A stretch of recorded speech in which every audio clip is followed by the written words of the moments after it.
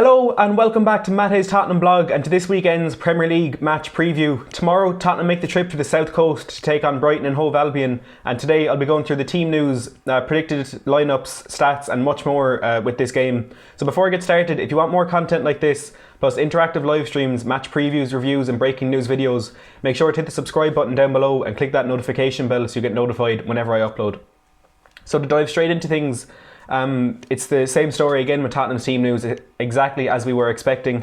Our two long-term injuries remain sidelined. That is Giovanni Lo Celso, after picking up that hip injury over the last international break, and Ryan Sessegnon, who aggravated his hamstring injury that he had when we signed him before that game against Olympiacos. Now, as far as both of those are concerned, it does seem to be a bit of positivity that they will be back after the international break.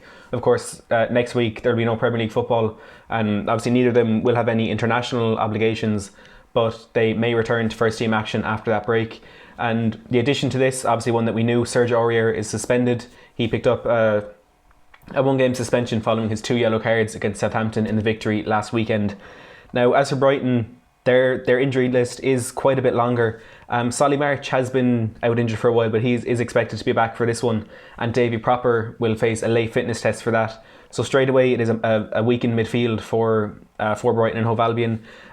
Shane Duffy, central defender, one of their key players throughout last season and already this season, he's out through a calf injury. And Bernardo, Leandro Trossard and Jose Izquierdo are all out. But another player that's returning is Leon Balogun. So for them, quite a lengthy list there of players who are missing, 4, possibly 5. And they will suffer from that because they had a really good start to the season when they won 3-0 against Watford, but since then they've been quite poor, and these injuries that keep on coming for them is obviously a massive blow, and it's not going to help them in a game against a top team like Tottenham this weekend. Now, in terms of predicted lineups, for Tottenham it's so hard, and I feel like I've been saying this for a few weeks now, but it's so hard to kind of figure out what Pochettino is going to go with. Mainly in the right back area and what formation he's going to play, and then the players playing behind the striker, because he does have a lot of options, but at the moment it doesn't seem like there are many good options in those situations. Now, despite Hugo Lloris's dodgy performances over the last couple of weeks, he will keep his place in the team. He's the captain, and Pochettino has himself taken blame for mainly the error Lloris made against Southampton last weekend, so he'll keep his place in goal. And in terms of who's going to be playing in right back, obviously it's not going to be Serge Aurier, and it doesn't look like it's going to be Juan Foyth, because we haven't gotten an update on Foyth's injury in the last couple of weeks, and he is back in full training. So I assume that he is fully fit and he is match fit, but Poch would like to ease him back into things because of the nature of the injury that he did pick up with his ligaments. And we know players like Kane have been forced back with similar injuries, and they just it recurs and they're out for even longer. So I think it's good that Pochettino is trying to ease Foyth back into things. So for me, it's between Kyle Walker-Peters and Moussa Sissoko for this game at the weekend. And I think Sissoko might be the better option because, again, Walker-Peters hasn't played in quite a while now. And Sissoko, when he did play in right back, mainly against Southampton last weekend, he did really, really well. And it could be beneficial for us if we do have Sissoko in that area. The Poch might be forced into that 4-2-3-1 formation that we seem to do much better in, rather than that diamond in midfield, which even Moussa Sissoko has himself spoken out about, saying the players tire a lot quicker and it's much more difficult for them to play in that system. And it does beg the question why Pochettino is trying to force the team into that formation. But I think mainly for that reason I am going to go for Sissoko in right back this weekend. And again, look, we know Alderweireld and Vertonghen haven't been themselves this season. It's certainly been the worst period for them at the club, conceding 7 against Bayern on Tuesday. But they're the best options that we have at the moment. Again, Foyth probably not match fit yet. Eric Dyer doesn't seem to be Pochettino's top choice for any position at the moment. And Davinson Sanchez, when he has been in the team, he's also been dodgy. So it's quite disappointing to be in a situation where we are saying this. Our defence is really flaky at the moment, but it does feel as though Vertonghen and Alderweireld are the best options for that. In left back, I hope Ben Davies is given a chance. You know, Danny Rose hasn't been our worst player this season, but it hasn't been his best season with us either. And Ben Davies, I think, only one start this season, and I would like to see him get some have a chance in the Premier League. And against a team like Brighton, it might be better for him, because you would imagine we'd be on the front foot a lot. And I think it is safe to say that Davies's his offensive abilities are a lot better than his defensive ones. So I'd love to see him get a chance. As I said, I do think it'll be a 4-2-3-1, and I think the two there pick themselves really in Ndombele and Harry Winks. And again, fans are calling for Harry Winks to be dropped. They're saying he's not the player that we claim he is. But for me, he's one of the best players on our team and has been one of the best players for us this season. And while I do believe Dyer and maybe Wanyama might deserve a chance in the team because the players that are being picked just haven't done it this year, I think those two need to keep their place in the team because we need to keep as much kind of consistency in the 11 as we can as we try to return to form. And they're probably two of the best options. I mean, Ndombele, when he was on the pitch against Bayern Munich, was absolutely unplayable at times, and he showed that kind of attacking threat that he does pose, which we haven't really seen from him much this season.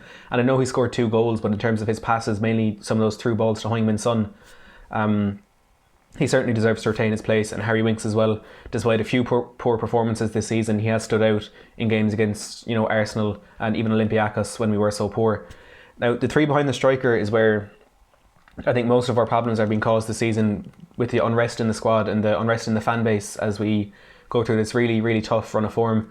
And for me, if Christian Eriksen or Dele Alli start this game tomorrow, I would be absolutely furious. And I stand by 99.9% of the decisions that Mauricio Pochettino makes at this club.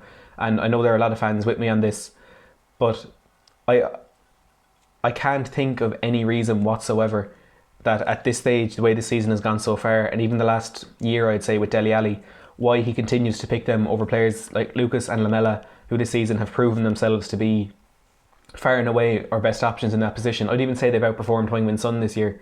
So, and I know Graham Roberts was speaking as well during the week about Christian Eriksen, and he said he does not deserve to be anywhere near that first team squad. And I agree with that. And I couldn't believe that Dele Alli started against Bayern Munich on Tuesday, but his poor performance coupled with his reaction after the game when he was laughing and joking with Serge Gnabry, I think for me that kind of solidified my feelings that he does not deserve to be in the team at the moment.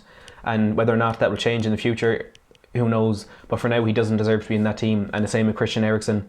So it seems kind of all of a sudden our choices in that position are really, really limited because Lo Celso and Sessegnon are out injured, and now we've Ali and Eriksen who don't deserve to be in that team.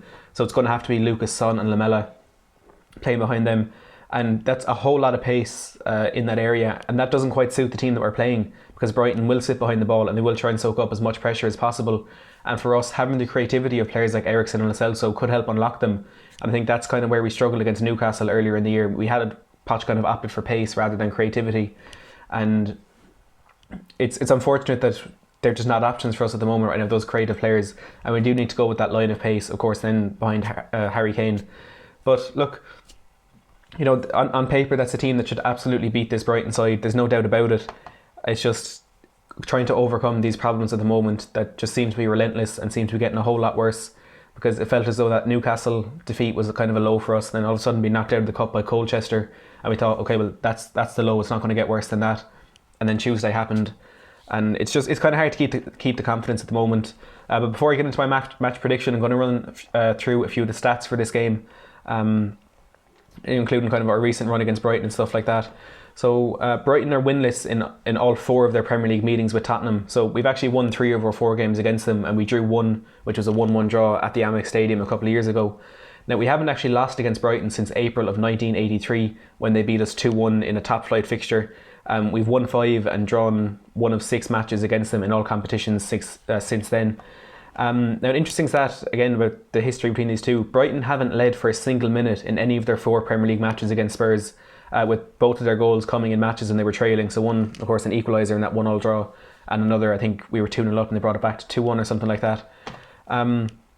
Now, this kind of epitomises our really poor run of form, and since we lost 2-1 to Burnley towards the end of February, we've won just 22 points in 19 Premier League matches, which is relegation form, and it's terrifying to see that sort of thing. And again, 12 teams have won more than that in the last 19 matches, so we're 13th in the Premier League in the last 19, and Bournemouth and Newcastle have both picked up more points than us in that run. Only a couple, but it's still absolutely dreadful from us. We're winless in our last 9 Premier League away games since we beat Fulham in January. Remember Harry Winks' late winner at Craven Cottage. Our last similar run of form on that was between April and December 2006, when it was 10 games that we didn't win. So failed to win tomorrow, and all of a sudden our worst run of that type is equalled. Brighton are winless in their last 8 home league games. So they've drawn 3 and lost 5, and their last run of that style was in February 2010. So something kind of has to give tomorrow, unless it is a boring draw, which wouldn't surprise me at this stage. Now, Brighton have failed to score more than once in any of their last 15 Premier League games. Only Sunderland and Huddersfield have had longer such runs in the competition. And finally, each of Tottenham's last 9 Premier League goals have been scored before half-time, with Spurs last netting in the second half against Manchester City in their second match of the season. So I remember we had an incredible run last season where it was like 17 of 18 goals or something that was scored in the second half, and we were a second half team around the time that we had really good away form. But that's taken a complete turn right now, and our last 9 Premier League goals have been in the first half. So some very interesting stats there, and some of them would lean towards a Tottenham win, but anything is possible at this stage. And I honestly can't say confidently that I think we will win this game tomorrow. And it's just a sign of how bad things are at the moment. And again, I'm not blaming anyone in particular. I think it is just a collective effort that needs to be made now. And we got a massive boost today, of course. Pochettino said he wants to be at Tottenham in 5 years' time, still talking about his future there. So very encouraging that he's not looking to leave the club anytime soon. But in terms of the immediate future and this game tomorrow, a draw seems to be kind of a given at the moment, because we don't have that kind of winning mentality, and that I can't even think of the word, but that thing that kind of wins games for us, especially a tough game away to Brighton. We've seen a lot of big teams go there and struggle. Not this season, I suppose, but in the past. Look, I'm going to go for a 1-1 draw. Obviously, I hope for a lot more, but realistically, I just can't see that happening. Put down in the comments your predictions for this game as well, and your predicted lineups and stuff like that as well. It should be an interesting game, and hopefully we can turn around this really poor run of form that we're on and get to 3 points tomorrow. But that's all I have for this video today. If you have enjoyed it, please don't forget to give a big thumbs up and hit the subscribe button down below if you haven't already. Thanks for watching.